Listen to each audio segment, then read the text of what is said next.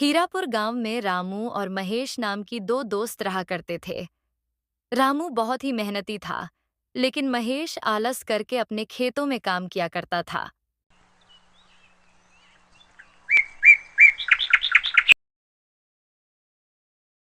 अरे वाह रामू, मैंने सुना है इस साल तुम्हारी बहुत ही अच्छी फसल हुई है। हाँ काका, इस बार मेरी बहुत अच्छी फसल हुई है। फसल बेचने पर मुझे बहुत अच्छा मुनाफा होगा। बेटा, तुम्हारे खेत में कुल कितनी बोरी फसल हुई है?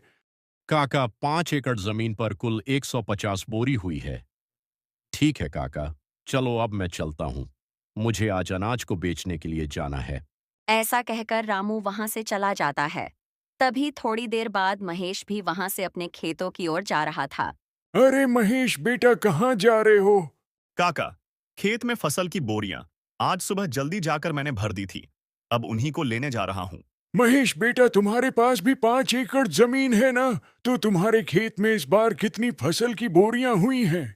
हाँ काका, मेरे पास 5 एकड़ जमीन है और मेरी जमीन पर इस बार 1 एकड़ में 20 बोरियां हुई हैं, तो 5 एकड़ की 100 बोरियां हुई हैं। क्यों महेश बेटा, तुम्हारे खेत में 100 बोरी की फसल ही क्यों हुई है? तुम्हें पता है तुम्हारा दोस्त जो रामू है, उसके पास भी 5 एकड़ जमीन है।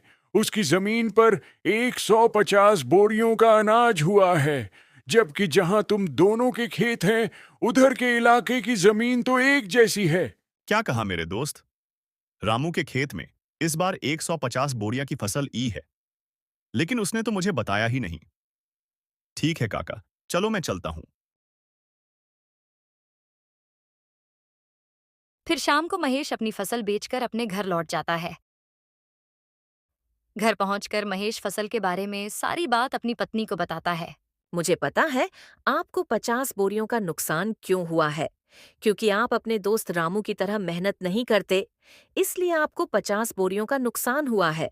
क्योंकि आपका जब मन होता है, आप तभी खेत जाते हो, और अगर ऐसा ही रहा तो कैसे चलेगा? अरे तब भाग्यवान, इसमें मेरी भी क्या गलती है? मुझसे जितना होता है मैं वह सब कर लेता हूँ। अब मुझे तुम ही बताओ, मैं इसके अलावा क्या करूँ? आज आप अपनी जमीन को बेच दो और रामू के पास वाली जमीन को खरीद लो। अगर रामू की जमीन 5 एकड़ है, तो आप भी पूरी 5 एकड़ जमीन को खरीद लो और रामू से कहो कि अब अपन दोनों पूरे 10 एकड़ जमीन पर साथ मिलकर काम करेंगे और जो भी मुनाफा होगा दोनों बराबर बांट लेंगे। हाँ, तुम ये बात बिल्कुल सही कह रही हो।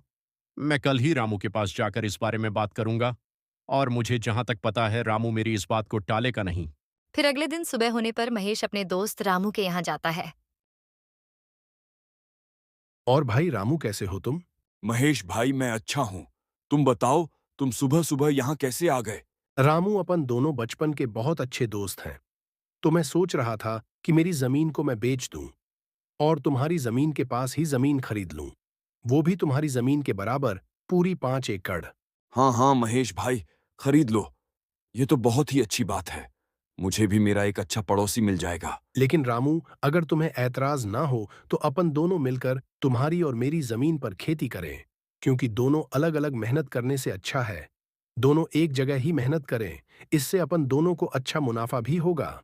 हाँ हाँ महेश भाई, मुझे इस बात से कोई ऐतराज नहीं है। चलो, अपन सेठ मणिराम के यहाँ चलकर जमीन को खरीदने और बेचने की बात करते हैं, क्योंकि मेरे खेत के पास की जमीन सेठ मणिराम की है। फिर दोनों सेठ मणिराम के पास चले जाते हैं।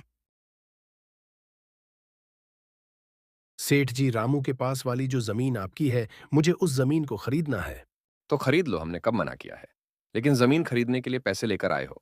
दरअसल सेठ जी, बात ऐसी है कि मैं अपनी 5 एकड़ जमीन बेचना चाहता हूँ और रामू के पास वाली 5 एकड़ जमीन खरीदना चाहता हूँ। तो खरीद लो, मुझे कोई दिक्कत नहीं है।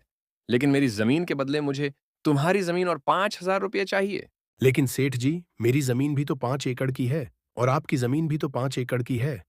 तो फिर आप मुझसे 5,000 और क्यों मांग रहे हो? देखो भाई महेश, जमीन की समय के हिसाब से कीमत होती है।